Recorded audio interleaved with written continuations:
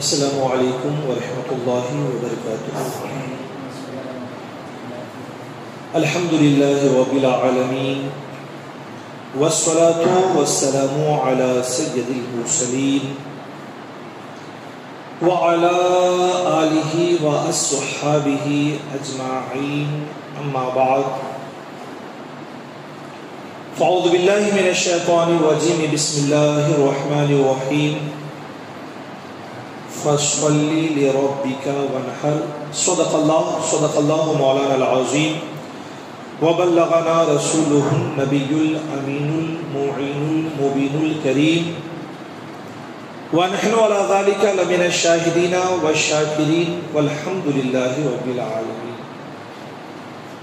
حسن برکت کے لیے ایک بار درود پاک پڑھیں۔ اللہم صلی علی سیدنا و شفیعنا و نبینا و مولانا محمد بارک وسلم، صلاۃ و سلام علیک یا سیدی یا حبیبی یا رسول اللہ صلی اللہ تعالی علیہ وسلم۔ ذی الحجہ کا مہینہ شروع ہو چکا ہے اور ہم اپنی ایک عظیم عبادت یعنی عید قربان، جسے ہم اور آپ عالمی تہوار بھی کہہ لیں، اس سے بہت قریب ہو چکی ہیں۔ اور اسی ضمن میں گزشتہ جمعہ کو بھی ہم نے گفتگو کی تھی کہ عید قربان پر جو لوگ اعتراضات کرتے ہیں، الزامات دھرتے ہیں، اس کی حیثیت کیا ہے اور اس کی حقیقت کیا ہے۔ ہمیں اس بات کو ذہن میں رکھنی چاہیے کہ عید قربان میں جو جانور کو ذبح کیا جاتا ہے، یہ ذبح کرنا جانور کو خدا کے درمیان اور بندوں کے درمیان جو تعلق ہے نا، اس کا اظہار ہے۔ عبد اور معبود کے درمیان جو رشتہ ہے نا، اس رشتے کا اظہار ہے کہ انسان اللہ کے کہنے پر، بندے مومن اللہ کے کہنے پر اس کے حلال کیے ہوئے جانور پر اس کا نام لے کر اس کو ذبح کرتا ہے۔ یہ اس کا حکم ہے، یہ اس کی اجازت ہے۔ مخصوص جانوروں کو قربان کرنے کی اجازت ہے۔ اس کا جو حکم ہے، اس کا جو مطالبہ ہے نا، بندہ اسی کو بجا لا کر اپنے خالق و مالک سے اپنی عبدیت کا اظہار کرتا ہے۔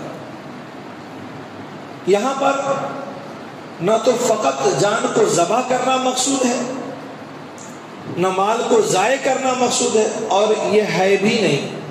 گزشتہ جمعہ کو بھی ہم اس پہ روشنی ڈالی تھی۔ ایک چیز یہ ہے کہ جو رب چاہ رہا ہے نا، ہم اس کو بجا لائیں، ہم اس پر عمل کریں، اپنے تعلق کا ہم اظہار کریں۔ اور انسان جہاں جہاں اپنی خوشیاں پاتا ہے نا، جس سے محبت کرتا ہے نا، وہاں وہاں مال کو خرچ کرتا ہے۔ انسان آل و اولاد سے محبت کرتا ہے نا، تو اس کی پیدائش پر مال خرچ کرتا ہے، اس کی پیدائش کی تاریخ پر سالانہ مال خرچ کرتا ہے، جانوروں کو ذبح کرتا ہے۔ انسان ملک سے محبت کرتا ہے تو سال بسال ماں بابا جب چاہتا ہے اس ملک سے اپنی محبت کے اظہار کے لیے مال کو خرچ کرتا ہے، خوشی کا اظہار کرتا ہے۔ شادی بیاہ ہے، انسان اسے خوشی کا ذریعہ سمجھتا ہے، مال خرچ کرتا ہے۔ ظاہر سی بات ہے کہ انسان جس رشتے سے لگاؤ رکھتا ہے نا، انسان جس رشتے سے محبت کرتا ہے، جس رشتے سے محبت کا اظہار کرنا چاہتا ہے، وہاں پر خوشی کا اظہار کرتا ہے، وہاں پر مال کو خرچ کرتا ہے اور اسے بہتر سمجھتا ہے، اسے اچھا سمجھتا ہے، چاہے وہ آل و اولاد کے لیے کرے، چاہے کسی اور رشتے کے لیے کرے، چاہے ملک سے محبت کے لیے کرے۔ یہ ایک رشتے کا اظہار ہے کیونکہ اس کا تقاضا ہے۔ اسی طور پر ایک جانور کو ذبح کرنا یہ حقیقت میں ہے کیا؟ یہ حقیقت میں رب کا جو حکم ہے اسے بجا لانا ہے۔ رب کا جو مطالبہ ہے اس پر عمل کرنا ہے، رب جو چاہتا ہے اسے پورا کرنا ہے۔ عبد اور معبود کے درمیان جو رشتے کا اظہار ہے نا، وہ قربانی کے ذریعے بھی ہوتا ہے۔ اور اس چیز کو ہمیں ذہن میں رکھنا ہے کہ ہمیں حکم بجا لا کر اپنی عبدیت کا اظہار رب کی بارگاہ میں کرنا ہے، یہ اصل قربانی ہے۔ اس لحاظ سے قربانی کے کچھ تقاضے بھی ہیں، کچھ اس کے لوازمات بھی ہیں، ذبح کرنے کی کچھ شرائط بھی ہیں، ان چیزوں کو ہمیں ذہن میں رکھنی چاہیے، ورنہ آج ہماری قوم مسلم کا حال یہ ہے کہ وہ اکثر عبادت اس طرح کرتی ہے کہ اس کے مسائل سے واقفیت ہی نہیں ہے، اس عبادت کی حقیقت کھلی ہی نہیں ہے۔ سب نماز پڑھ رہے ہیں تو ہمیں پڑھنی ہے، فرائض کیا ہے معلوم نہیں، واجبات کیا ہے معلوم نہیں، سنن کیا ہے معلوم نہیں، بیشتر کا ہمارا یہی حال ہے۔ غسل کرنی ہے، وضو کرنی ہے، ہمیں اس میں فرائض کیا ہے، واجبات کیا ہے، سنن کیا ہے، ہم نے علم ہی نہیں رکھا، جس طرح سب کرتے ہیں ہم نے کر لیا۔ تمام تر عبادتوں کا تقریباً یہی حال ہے، مگر ہماری ایک بڑی ذمہ داری یہ ہے کہ ہم جن جن عبادتوں کو انجام دیتے ہیں اس کے مسائل کو سیکھیں، اس کے مسائل کو جانیں، اور عمر کے کسی بھی مرحلے میں ہو ہمارے لیے سیکھنا اور جاننا یہ ضروری ہے، مگر ہم بے توجہ، ہم توجہ نہیں دیتے۔ یہی حال تقریباً قربانی کا بھی ہے۔ جو شریعت نے اصول متعین کیے ہیں، جو نقوش بیان کیے ہیں، جو شرائط بیان کیے ہیں، عام طور سے ہمیں قربانی انجام دینے والا ہوتا یہ ہے کہ نہ اس کی فضیلت کو جانتا ہے، نہ اس کی تاریخ کو جانتا ہے، نہ اس کا پس منظر جانتا ہے، نہ اس کی حقیقت کو جانتا ہے، نہ اس کے مسائل کو جانتا ہے۔ نتیجہ یہ ہوتا ہے کہ اگر کسی نے کوئی اعتراض ذہن میں ڈال دیا، کوئی الزامات ذہن میں ڈال دیا، تو اس کا ذہن اس عبادت سے ٹوٹنے لگتا ہے کہ جانوروں پر ظلم ہے، جانوروں کے ساتھ زیادتی ہے۔ نہیں، جانور کے ساتھ حسن سلوک کا حکم جتنا اسلام نے دیا ہے کسی نے نہیں دیا۔ عالم تو یہ ہے کہ روایتیں ہمارے پاس یہ بھی بیان کی جاتی ہے کہ ایک زانیہ عورت نے ایک پیاسے کتے کو پانی پلایا تو اللہ تعالیٰ نے اس کی مغفرت کر دی ہے۔ اب اسلام میں جانور کے ساتھ حسن سلوک کا اس سے بڑھ کر اور کیا اندازہ لگایا جا سکتا ہے کہ جانور کے ساتھ یہ حسن سلوک کے پیاسے کتے کو اگر پانی پلا دے تو گناہ کبیرہ کی وہ مرتکب بھی ہے تو اللہ تعالیٰ اس کے گناہوں کو معاف فرما کر جنت میں داخل فرما دیتا ہے۔ یہ درجہ ہے جانوروں کے ساتھ اسلام میں حسن سلوک کرنے کا۔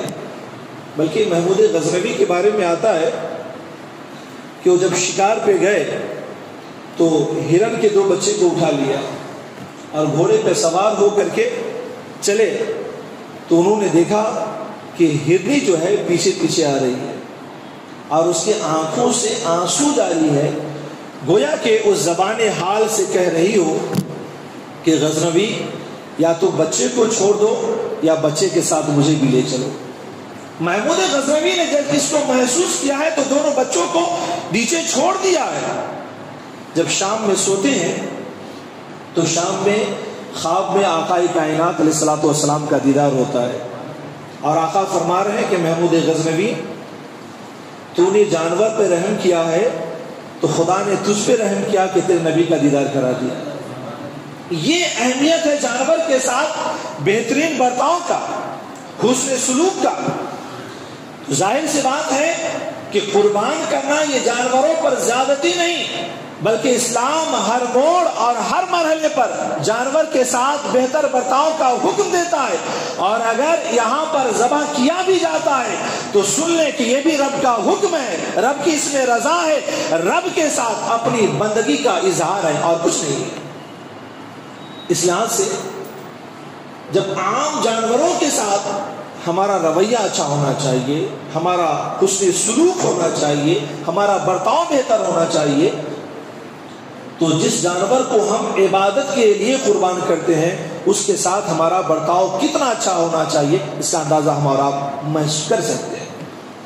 اس لحاظ سے عید قربان کہ یہ جو جانور خریدا جاتا ہے نا، بہتر یہ ہے کہ کچھ پہلے خرید لیا جائے، اس کی خدمت کی جائے، اس کے ساتھ بہتر برتاؤ کیا جائے، اس سے کچھ دل بھی لگ جائے، تاکہ کاٹنے کے وقت راہ خدا میں قربان کرنے کا ایک مال محبوب کو جو قربان کرتے اس کا احساس بھی ہو۔ قربانی سے پہلے یہ ساری چیزیں ہونی چاہیے۔ اب اس کے بعد اہم جو مسئلہ ہے کہ چونکہ یہ عبادت مکمل طور سے جانور کو ذبح کرنے سے جڑی ہوئی ہے، اس لحاظ سے ہمیں بہت ساری چیزوں کا خیال رکھنا چاہیے۔ عام طور سے ہوتا یہ ہے کہ جو مسائل بیان کیے جاتے ہیں نا، لوگ اس پر عمل ہی نہیں کرتے ہیں، اور زیادہ تر تو ہوتا یہ ہے کہ اس کے خلاف عمل کرتے ہیں۔ اور خاص کر کے جو آج کل اجتماعی قربانی کا جو ماحول چلا ہوا ہے نا، مشترکہ قربانی کا جو ماحول چلا ہوا ہے، اللہ خیر کا معاملہ فرمائے، اس میں تو مسائل کی اکثر رعایت نہیں کی جاتی ہے۔ اس کی رعایت ہمارے پاس ہونی چاہیے۔ ہم رعایت کریں یا ہم نے جس کو مزدوری پہ رکھا ہے ہم اسے رعایت کروائیں۔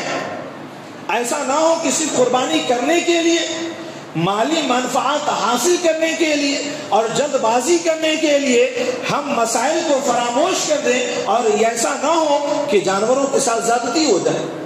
اس لحاظ سے چھوٹے چھوٹے جو مسائل ہیں نا، قربانی کے وقت ہمیں اس کا مکمل خیال رکھنا چاہیے۔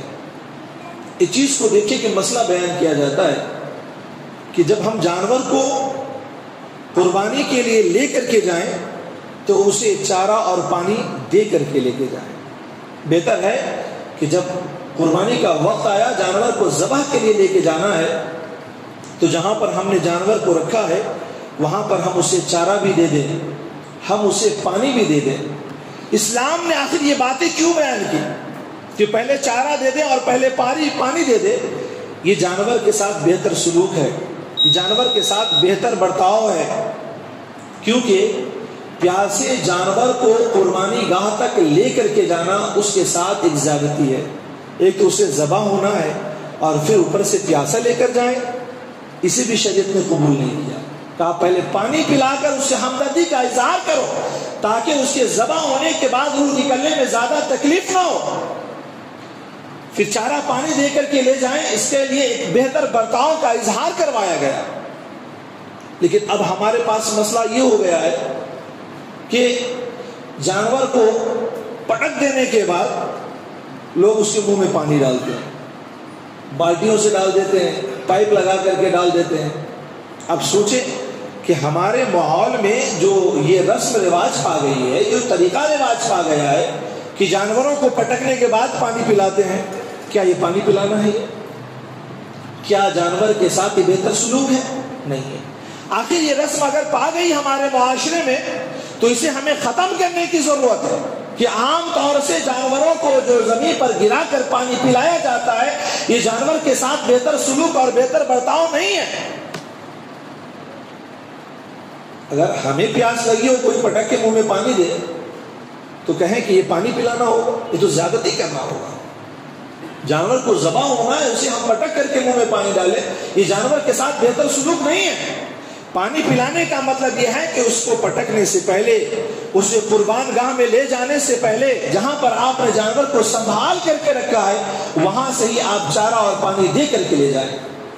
عام طور سے جو ذبح کرنے والی مخصوص برادری ہوتی ہے نا، وہ یہ عمل کو جلدی چھوڑتے نہیں ہیں اور وہ مانتے نہیں ہیں۔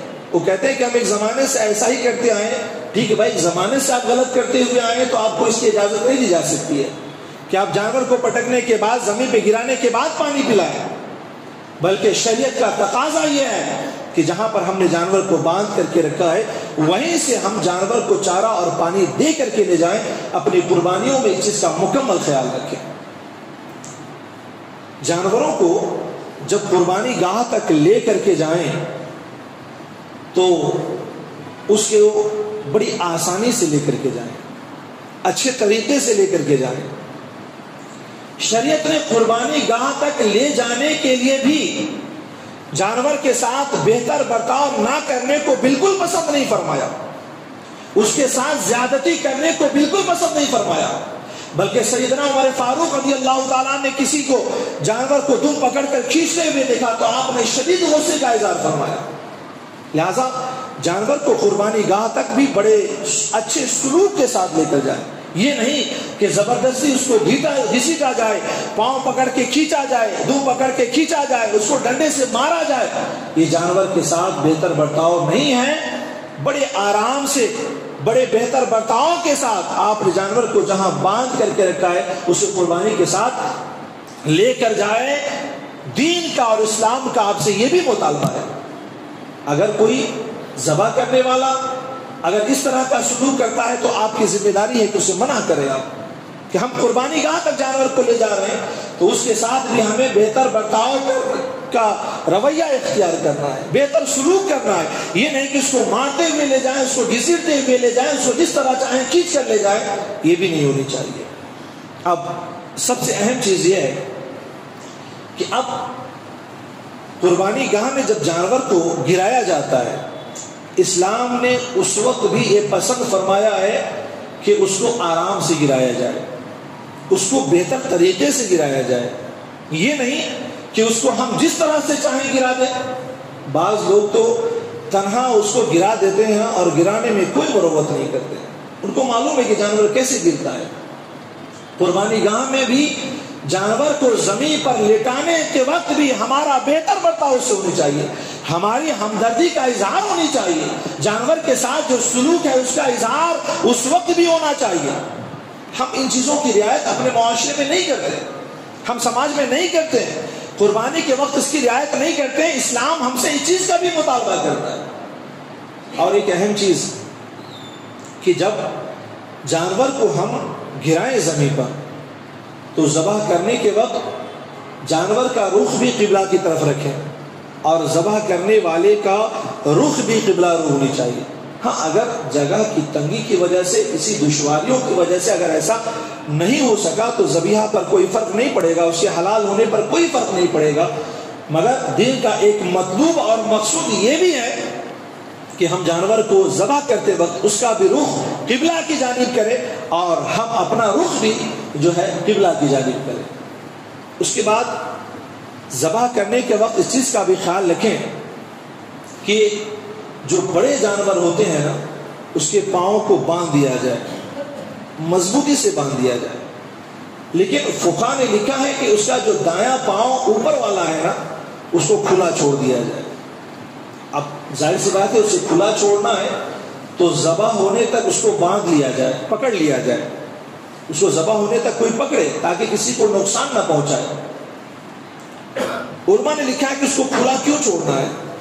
فرمایا کہ ذبح ہونے کے بعد مقصود کیا ہے کہ اس کا خون مکمل طور سے جسم سے باہر آ جائے، تو دایاں پاؤں سے نسوں کا وہ لگاؤ ہے کہ دایاں پاؤں ہلانے کی وجہ سے جانور کا خون اچھی طرح اور مکمل طور سے باہر آ جاتا ہے۔ اس لحاظ سے ذبح کے وقت ہم اس چیز کی بھی رعایت کریں کہ اس کے پاؤں کو اگر باندھ دیا جائے تو دایاں پاؤں کو کھلا رکھے۔ اگر ذبح کے وقت خدشہ ہے کہ وہ اپنے پاؤں سے تکلیف پہنچائے گا تو اسے کوئی ایک پکڑ لے، پھر ذبح ہونے کے بعد اسے چھوڑ دیا جائے تاکہ اس پاؤں کو ہلانے کی وجہ سے وہ جانور کا خون مکمل طور سے اور اچھی طریقے سے باہر آ جائے۔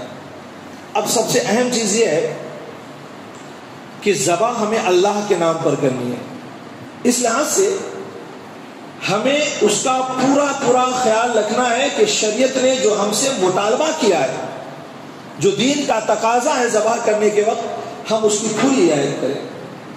یاد رکھیں کہ بسم اللہ اللہ اکبر یہ مکمل ادا کرنا مستحب ہے، بسم اللہ ادا کرنا یہ واجب ہے۔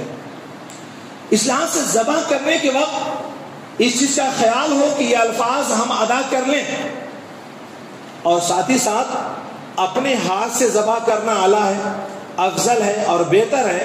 اسی پر حضور کا بھی عمل رہا اور صحابہ کا بھی عمل رہا۔ اللہ وسعت دے تو اپنے ہاتھ سے جانور کو ذبح کریں، اور جب آپ ذبح کر رہے ہیں اور اگر آپ کے ساتھ اگر چاقو کو کسی اور نے بھی پکڑ رکھا ہے، جو برادری خاص ذبح کرنے والی ہوتی ہے، تو عام طور سے لوگ چاقو تیز نہیں چلا پاتے ہیں، اس لحاظ سے وہ لوگ بھی پکڑ لیتے ہیں۔ تو ہمارا بھی بسم اللہ جو ہے نا تسمیہ پڑھنا واجب ہے، اور جس نے ہمارے ہاتھ کو پکڑ رکھا ہے اس کا بھی بسم اللہ پڑھنا واجب ہے۔ اگر نہ ہو تو پھر مسائل کھڑے ہو جائیں گے، ذبیحہ کے حرام ہونے کا پورا اندیشہ ہے۔ اس لحاظ سے اگر آپ خود ذبح کریں تو بسم اللہ اللہ اکبر پڑھیں، اور اگر کسی نے آپ کے ہاتھ کو پکڑ رکھا ہے تو اس کو بھی تاکید کریں کہ وہ بھی بسم اللہ اللہ اکبر پڑھ لے۔ اسی لیے چاقو کو تیز رکھنے کا بھی مطالبہ کیا گیا کہ چاقو اتنا تیز ہو کہ بہت زیادہ طاقت اور قوت لگانے کی ضرورت نہ پڑے، مکمل طور سے، چاہے وہ تانبے کا ہو، اسٹیل کا ہو، چاہے لوہے کا ہو، جو بھی ہو، تیز ہتھیار ہو اس کو ذبح کرنے کے لیے، تاکہ جانور کو بھی زیادہ تکلیف نہ ہو اور آپ کو بھی بہت زیادہ قوت نہ لگانی پڑے۔ اچھا، آج کل ایک چیز اور چلا ہوا ہے، اس کا بھی مسئلہ سن لیں کہ آج کل جو چاقو ہے نا وہ بجلیوں پر بھی چلنے والا چاقو بنا دیا گیا ہے، کہ عام طور سے اگر کرنٹ اس کو دے دیا جائے اور بٹن چالو کر دیا جائے تو بڑی اسپیڈ سے چلتا ہے اور ذبح کر دیتا ہے جانور کو۔ تو یاد رکھیں کہ اس طرح سے قربانی کرنا جائز نہیں ہے۔ وہ چاقو آپ کے ہاتھ میں ہونا ضروری ہے جو آپ کی قوت سے ذبح ہو، آپ کا اس میں ارادہ ہو، آپ کی نیت اس میں شامل ہو۔ اور عام طور سے جو چاقو الیکٹرانک پہ جو چلتا ہے نا، اس میں آپ کی قوت شامل نہیں ہوتی، وہ خود بخود ذبح کر دیتا ہے۔ یہ مشینی ذبیحہ کے حکم میں ہے جو مردار اور حرام ہونے کے حکم میں ہے، لہذا ایسے چاقو کا استعمال نہ کیا جائے، وہ چاقو کا استعمال کرے جو تیز ہو اور آپ کی قوت سے چلے، لہذا اس چیز کی بھی مکمل رعایت ہونی چاہیے۔ اب ایک چیز اور یاد رکھیں کہ ذبح کے وقت آپ جب ذبح کر رہے ہو تو قربانی کے لیے 4 رگوں کو کاٹنا واجب قرار دیا گیا ہے۔ ایک رگ ہو جس سے جانور سانس لیتا ہے، ایک رگ وہ نس ہو کہ جس سے وہ کھانا کھاتا ہے، اور 2 رگیں جو رگیں شہر رگ کہلاتی ہے جو سانس لینے والی رگوں کے آزو بازو ہوتا ہے۔ یہ 4 رگوں کو کاٹنا واجب ہے، یا 3 رگوں کا کٹ جانا واجب ہے، یا اس میں سے بیشتر کا کٹ جانا واجب ہے جانور کے حلال ہونے کے لیے۔ اس لحاظ سے یہ خیال رہے کہ آپ نے جب بسم اللہ اللہ اکبر پڑھ کر کے جانور کو ذبح کیا تو چاقو اس وقت تک چلائیں جب تک کہ یہ 4 رگیں نہ کٹ جائیں، یا ان 4 رگوں کا زیادہ حصہ نہ کٹ جائے، یا کم از کم 3 رگیں نہ کٹ جائیں۔ اس لحاظ سے اس چیز کو مکمل آپ جو ہے نا خیال رکھیں۔ اب یاد رکھیں کہ اگر آپ بسم اللہ پڑھ رہے ہیں، اگر کسی نے جان بوجھ کر بسم اللہ پڑھنا چھوڑ دیا اور جانور کو ذبح کیا تو یہ جانور حلال نہیں ہوگا۔ اگر کسی نے بسم اللہ اللہ اکبر پڑھ لیا اور بسم اللہ اللہ اکبر پڑھنے کے بعد اس نے کسی کو گالیاں دے دی یا کوئی کلام کر لیا، یہ میں بات اس لیے کہہ رہا ہوں کہ جب آپ اجتماعی قربانی گاہ میں دیکھیں گے نا لوگوں کو کرتے ہوئے تو سب سمجھ میں آئے گا کہ لوگ کیا کیا کرتے ہیں۔ اگر کسی نے بسم اللہ اللہ اکبر کیے پڑھا ذبح کرنے سے پہلے اگر اس نے اس درمیان میں کسی کو گالیاں دے دیا، بات کر لیا، تو اب یہ ذبیحہ حلال نہیں ہوگا۔ اس لحاظ سے بسم اللہ اللہ اکبر پڑھنے کے بعد بغیر کسی فاصلے کے، بغیر کسی کلام کے آپ جانور کو ذبح کریں۔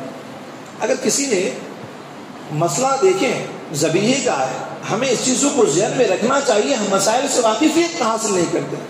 کسی نے بسم اللہ پڑھنا شروع کیا اور ساتھ چاقو بھی چلایا، لیکن اس کی رگیں کٹنے سے پہلے اگر بسم اللہ ختم کر لی تو ٹھیک ہے، لیکن اگر کسی نے بسم اللہ کو اتنی دیر سے ادا کیا کہ ذبح پہلے ہو گیا، بسم اللہ بعد میں پڑھا، تو یہ ذبیحہ حلال نہیں ہوگا۔ اس لحاظ سے ذبح کرنے کے وقت ان سارے مسائل کی رعایت ہمارے لیے ضروری ہے، اور اس کا اہتمام کریں اور اس کا خیال کریں۔ ساتھ ہی ساتھ جب جانور کو زمین پہ گرا دیا جائے تو چاقو کو وہاں پر تیز نہ کریں۔ عام طور سے ہوتا یہ ہے کہ جانور کو گرانے کے بعد ذبح کرنے والا وہیں پر آ کر کے شروع ہو جاتا ہے اور پھر کہتا ہے کہ آپ ذبح کریں۔ آقائے کائنات علیہ الصلوۃ والسلام نے کسی بکری کو زمین پہ گرانے کے بعد دیکھا کہ اس کا ذبح کرنے والا چاقو کو تیز کر رہا ہے تو اللہ کے رسول نے فرمایا کہ جانور کو تو دو موت کے حوالے کر رہا ہے. یعنی جانور کو بھی ذبح کرنا ظاہر سی بات ہے اسے بھی تکلیف پہنچتی ہے. ہم اس لیے کرتے ہیں کہ اللہ کا حکم ہے اور اس کا مطلوب ہے. خدا کے حلال کردہ جانور پر اس کی اجازت سے اس کی رضا کے لیے ہم چاقو چلاتے ہیں، ورنہ مقصود کچھ اور نہیں ہے. تو ظاہر سی بات ہے کہ اللہ کے رسول یہ کہنا چاہ رہے ہیں کہ تم اسے ذبح کرو گے اسے تو تکلیف ہوگی، اس کے سامنے چاقو تیز کرنا ایک اور تکلیف دینا ہے، اس اذیت سے اسے بچاؤ. لہذا ضروری ہے کہ جانور کو زمین پہ گرانے کے بعد اس کی نظروں کے سامنے یا گرانے سے پہلے بھی اس کے نظروں کے سامنے چاقو کو تیز نہ کیا جائے، اس سے اجتناب کیا جائے، اس سے پرہیز کیا جائے. ایک چیز اور یاد رکھیں کہ ایک جانور کے سامنے بھی دوسرے جانور کو ذبح کرنے سے منع کیا گیا ہے. یہ بھی جانور کے ساتھ بہتر سلوک کے خلاف ہے. جانور کے ساتھ اسلام کا جو مطلوب رویہ ہے اس کے خلاف ہے. عام طور سے آپ دیکھیں گے اللہ تعالیٰ بہتر توفیق سبھی کو عطا فرمائے کہ اجتماعی اور مشترکہ قربانی میں جو مخصوص برادری ہوتی ہے یا کچھ مخصوص لوگ ہوتے ہیں اس کی رعایت بالکل نہیں کر پاتے ہیں. کیوں؟ جانوروں کو پٹک کر کے چھوڑ دیتے آدھا گھنٹہ، اس کے سامنے جانور کو ذبح کرنا، اسی کے سامنے چھیلنا، یہ جانور کے ساتھ سلوک کے خلاف ہے. اسلام اس کی اجازت نہیں دیتا ہے، اس کو اسلام نے ناپسند کیا ہے اور اس کو مکروہ قرار دیا ہے. لہذا ہمارے لیے ضروری ہے کہ ہم ان چیزوں سے بھی بچیں. اس کے بعد ایک چیز یاد رکھیں کہ عام طور سے جانور کو ذبح ہونے کے بعد اس کے مکمل طور سے روح نکلنے کا اور اس کے ٹھنڈا ہونے کا انتظار کریں. اسلام نے پوری روح نکلنے کے بعد اور جانور کو مکمل ٹھنڈا ہوئے بغیر اس کے چمڑے کو نکالنا ناپسند فرمایا ہے اور مکروہ قرار دیا. ٹھیک ہے، ذبیحہ پر تو کوئی فرق نہیں پڑے گا، تو جانور حلال ہوگا، مگر اس کو ناپسند فرمایا ہے. عام طور سے جانوروں کو جلدی ٹھنڈا ہو جانے کے لیے اس کے گردن کو مروڑ دیا جاتا ہے، یا عام طور سے سینے پہ چاقو مارا جاتا ہے، یا اس کے پاؤں کے رگوں کو کاٹ دیا جاتا ہے. اسلام نے ان ساری چیزوں کو جانور کے ٹھنڈا ہونے سے پہلے اس کے گردن کو مروڑنا، اس کے رگوں کو کاٹنا یا سینے پہ چاقو لگانا، اسلام نے اس کو سخت ناپسند فرمایا ہے، مکروہ قرار دیا ہے. تمام افراد کی ذمہ داری ہے کہ جلد بازی سے پرہیز کریں اور جانور کو ذبح ہونے کے بعد اس کے ٹھنڈا ہونے کا مکمل انتظار کریں. اور ٹھنڈا ہونے کے لیے جو ساری چیزیں منع کی گئی ہے اس سے مکمل اجتناب ہونی چاہیے، اور جانور کو مکمل ٹھنڈا ہونے کے بعد اس کا چمڑا نکالا جائے. للہ جلد بازی میں مالی مفاد کے لیے، معاشی سہولتوں کے لیے ان سارے مکروہات کا ارتکاب کرنا یہ اچھی چیز نہیں ہے، اس سے بچنا چاہیے. اس کو اسلام نے پسند نہیں فرمایا ہے. ذبیحہ کے وقت ہمیں چاہیے کہ اس کی رعایت کریں، اور آپ نے جس کو مزدوری پہ رکھا ہے اس سے بھی آپ ان چیزوں کا مطالبہ کریں اور ان چیزوں کی رعایت کرائیں. یہ بہت ذمہ داری ہے. ایک چیز اور یاد رکھیں کہ جانور کو اتنا زیادہ کاٹنا کہ اس کے اس رگ تک پہنچ جائے، اس کو غالباً نلکا کہا جاتا ہے، جو پیٹھ کی ہڈی میں ایک سفید دھاگا کی طرح ہوتا ہے، اور وہ جو ہے نا کمر سے لے کر کے گردن تک آتا ہے، جو پچھلے حصے میں ہوتا ہے. تو ذبح کرتے وقت وہاں تک پہنچ جانا، بلکہ اس کو کاٹنے کے بعد روح کا اخراج جلدی ہوتا ہے. اس لیے آپ نے دیکھا ہوگا کہ بعض لوگ کیا ہوتا ہے کہ جانور کو جلدی ٹھنڈا کرنے کے لیے اس کی منڈیاں نکال کر کے باہر کر دیتے ہیں.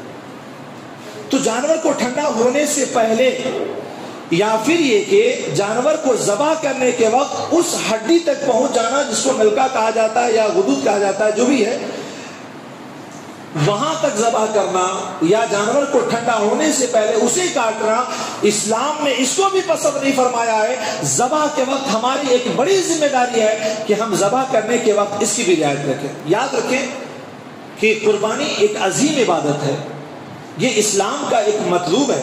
خدا کے حکم سے حلال کردہ جانوروں پر ایک بندہ جو عاقل ہے، بالغ ہے، مسلمان ہے، مقیم ہے اور ساتھ ہی ساتھ مالک نصاب ہے تو اس پر قربانی واجب ہے، وہ اپنی طرف سے ادا کرتا ہے۔ ان مسائل کی رعایت بہت ضروری ہے، مسلمان ہو، عاقل ہو، بالغ ہو، مرد ہو یا عورت ہو، ساتھ ہی ساتھ مالک نصاب ہو۔ مالک نصاب ہونے کا مطلب یہ ہے کہ مالک نصاب وہ نہیں ہونا جو زکوٰۃ کے لیے ہے، کہ وہ 7.5 تولا سونے یا 52.5 تولے چاندی یا اس کی قیمت سے مال تجارت یا پیسے وغیرہ یا زائد سامان کا مالک ہو اور 1 سال گزر گیا ہو، یہ نہیں ہے، بلکہ 7.5 تولے سونے یا 52.5 تولے چاندی یا آج کے زمانے میں 60-66 ہزار روپے جو 52.5 تولے چاندی کی قیمت ہے، آپ اس کو جوڑ لیں، اتنے پیسے یا اتنے ہی پیسے کے سامان تجارت جو کاروبار کرنے کا مال ہے یا ضرورت سے زائد سامان کا مالک ہے، اگر اتنا ہے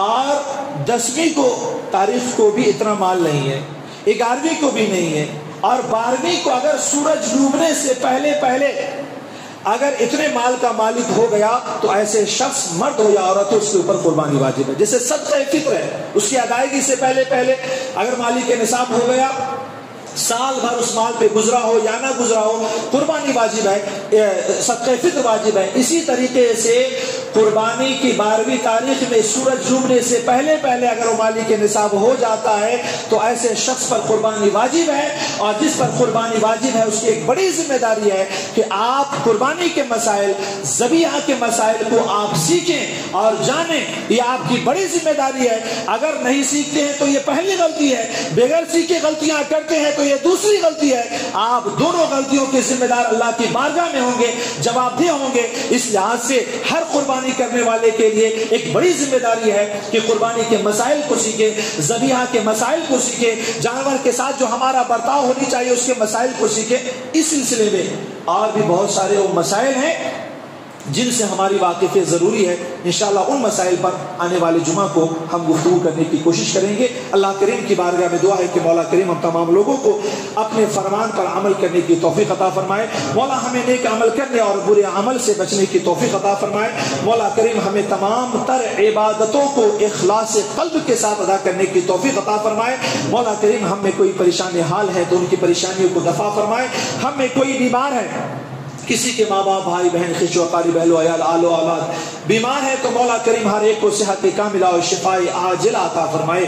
مولا کریم دنیا جہان میں جہاں کہیں مسلمان پریشان حال ہے سب کی غیبی مدد فرمائے، اسلام اور مسلمانوں کو سربلندی کی زندگی نصیب فرمائے۔